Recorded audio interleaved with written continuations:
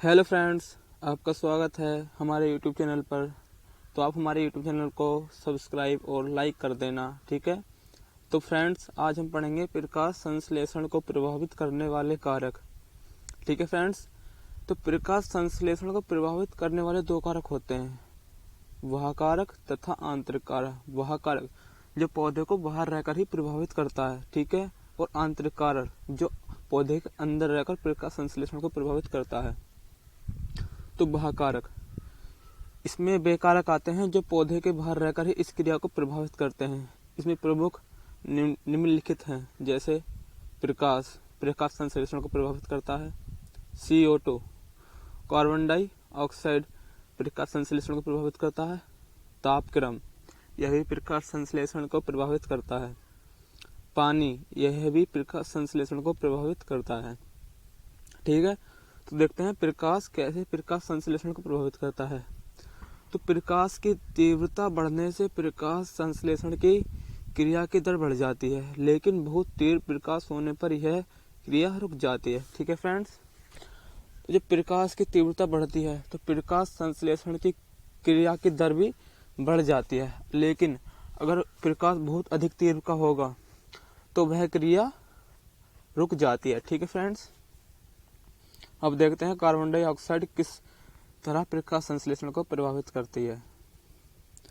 तो वायुमंडल में कार्बन डाइऑक्साइड की मात्रा करीब 0.03% से 0.04% के बीच होती है, जिसके साथ ही प्रकाश संश्लेषण की क्रिया घटती बढ़ती रहती है, लेकिन ज़्यादा कार्बन डाइऑक्साइड की मात्रा पर क्रिया की दर धीमी हो जाती है, ठीक है फ्रेंड्स। अब देखते हैं तापक्रम। तो तापक्रम जो है, प्रकाश संश्लेषण क्रिया के लिए तापक्रम 25 या फिर 35 से सेल्सियस उपयुक्त माना गया है, लेकिन अगर तापक्रम कम या अत्यधिक होती है तो प्रकाश संश्लेषण की क्रिया की भी प्रभावित होती है, ठीक है। अब देखते हैं पानी किस तरह से प्रकाश संश्लेषण को प्रभावित करता है। तो जो पानी है अपचयन हाइड्रोजन छोड़ता है, ठीक है।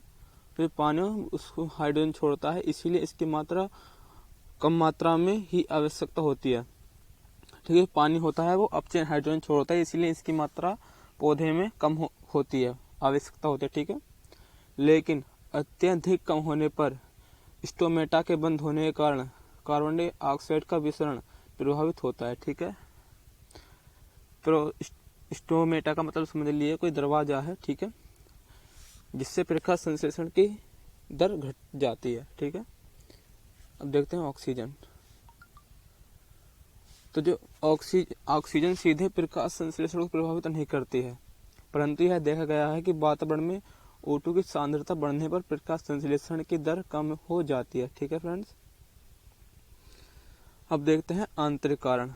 एक तो थे बाह्य कारक, तो बाह्य कारक तो हमने पढ़ लिया। अब देखते हैं आंतरिक कारण, ठीक है। तो इसके आंतरिक कारण में कई प्रकार से आते हैं, जैसे हरित लवक हो गया, पत्ती की संरचना होगी, जीव द्रव्य होगा, ठीक है। तो जो आंतरिक कारक है, इसके अंदर वे कारक आते हैं जो पौधे के शरीर में ही उपयुक्त रहते हैं, ठीक है।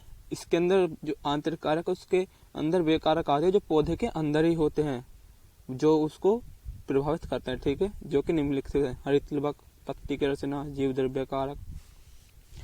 सामान्य रूप से इसकी मात्रा इस क्रिया पर कोई प्रभाव नहीं डालती, लेकिन इसकी अनुपस्थिति से प्रकाश संश्लेषण क्रिया नहीं हो सकती, ठीक है। जो हरित लवक है, इसकी मात्रा हो या न हो, पर इसकी प्रभाव नहीं डालती, लेकिन इसका अनुपस्थित होना जरूरी है, ठीक है।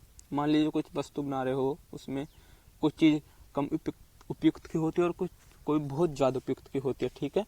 इसी तरह हरित लवक इसमें कम उपयुक्त है पर इसकी आवश्यकता है। पत्ती की रचना। अब देखते हैं पत्ती की रचना। तो प्रकाश संश्लेषण की क्रिया में पत्ती की संरचना भी प्रभाव डालती है। अगर पत्ती सीधी, सामान्य तथा सरल हो तो प्रकाश संश्लेषण की दर बढ़ती है, लेकिन अगर पत्ती मुड़ी हुई हो या जटिल हो तो क्रिया की दर कम हो जाती है, क्योंकि रंध्र पत्तियों में ही उपस्थित रहते हैं, ठीक है। अब देखते हैं जीव द्रव्य कारक। तो कोशिका द्रव में कुछ ऐसे प्राकृतिक एंजाइम पाए जाते हैं जो प्रकाश संश्लेषण की क्रिया को प्रभावित करते हैं। ठीक है, आप ये चित्र देख लीजिए। ये कोई इंपॉर्टेंट चित्र नहीं है, इसकी आपको आवश्यकता नहीं होगी, ये मैंने ऐसे दे दिया है। तो ठीक है फ्रेंड्स, आप हमारे वीडियो को लाइक और सब्सक्राइब कर दें प्लीज़। ठीक है फ्रेंड्स, अगली वीडियो में मिलते हैं हम आपको।